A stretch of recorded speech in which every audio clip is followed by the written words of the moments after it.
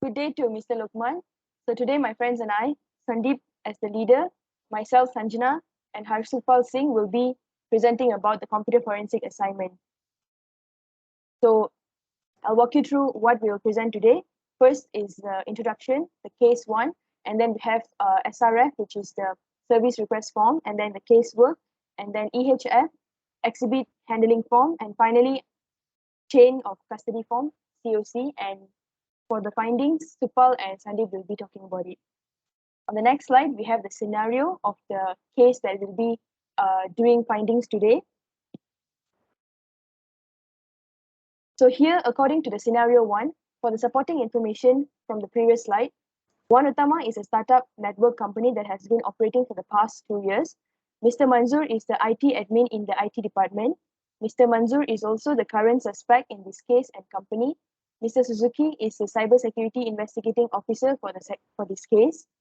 And for the important exhibits from the previous case that we have done findings is a laptop of Mr. Manzoor with the IP address, and then file confidential.raw, a confidential.raw memory image file copy has been found. For the next slide here, we have done a case request, which is the service request form SRF, and as you can see, this case is under corporate espionage, and the case objective is to take any relevant corporate espionage case evidence found at this address, One Utama server room, to seize any relevant corporate espionage case evidence at this location, One Utama Mr. Manzoor's office. For the next slide, here we have the casework note. This is the whole process of uh, what do they do from the start until the end. So first, they will visit the crime scene, and then to keep the crime scene secure, they will do investigation, and then they'll have the web page screenshot, the source code, and also the hash value of the particular text file. After inspecting, the security team will discover whether it's a floppy disk or any other device that is duplicated or not. And then upon learning all that, Mr. Suzuki will have the IP address, and the security will learn that there is a suspicious time period by Mr. Manzoor himself. Finally, the last thing that they will do is they will file a report, and then they will edit in the suspect information. As you can see, Mr. Manzoor's data is there. And then finally, it is keep evidence in the evidence storage room, and case will be resolved finally at the last stage. Next, we see the exhibit handling form, EHF, which is the same, but this is more towards the remarks of the model of the laptop that Mr. Manzoor has used. For example, exhibit 1, it has a raw file of One Utama confidential data, and then the next one has an image of the case number itself, and the third one is the laptop was discovered linked to One Utama network when the officer arrived with the IP address provided. And then the next one we can see here is the chain of custody form COC. So the case number will still be the same as the previous ones. And then here, it will be, the form will be talking about who release it and who will be receiving it according to the date and time.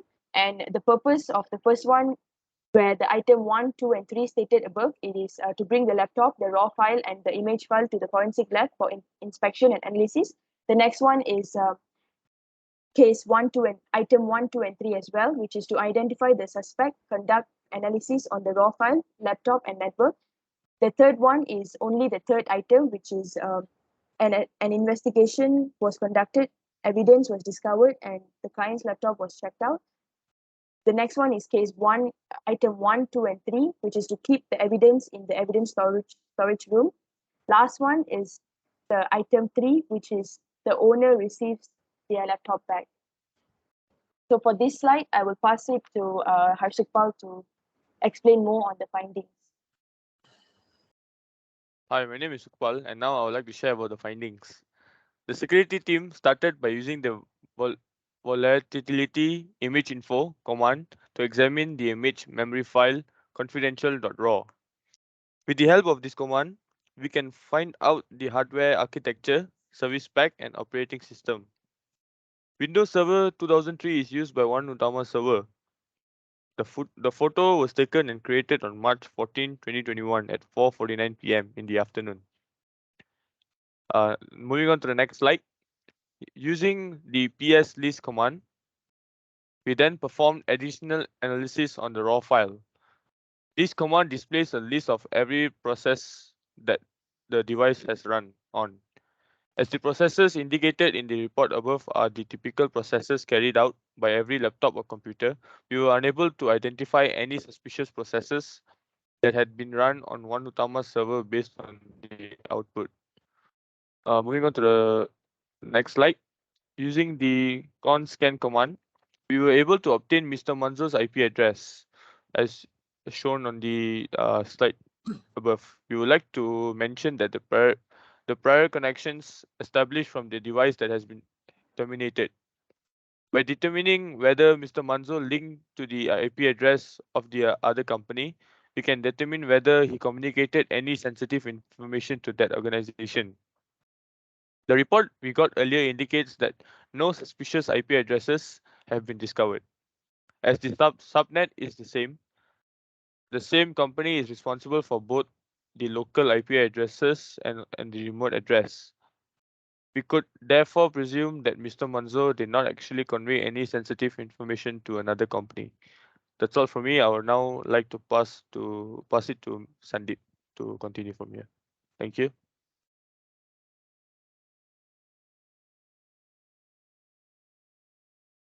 Okay, for the next slide, I'm Sandeep Singh here. I will continue present for the next finding. So for this investigation, we used the connection command to view the TCP connections that were open at the time of the memory collection to further demonstrate that Mr. Manzoor did not disclose any company information. However, there was no any another TCP connection was identified due to the software volatility.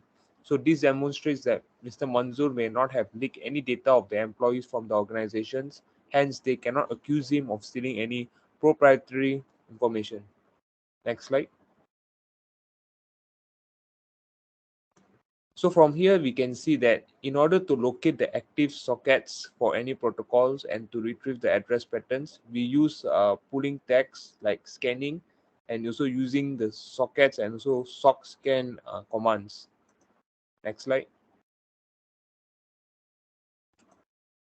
Also the same. Next slide.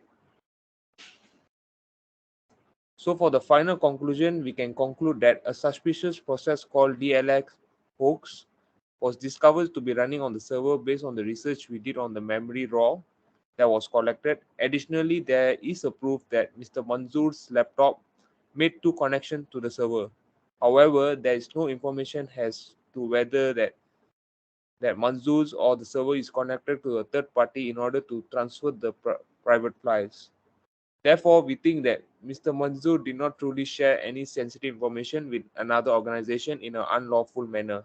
Nevertheless, evidence will continue to be maintained for the use in the court or under judgment by the Attorney General. Thank you. That's all from us.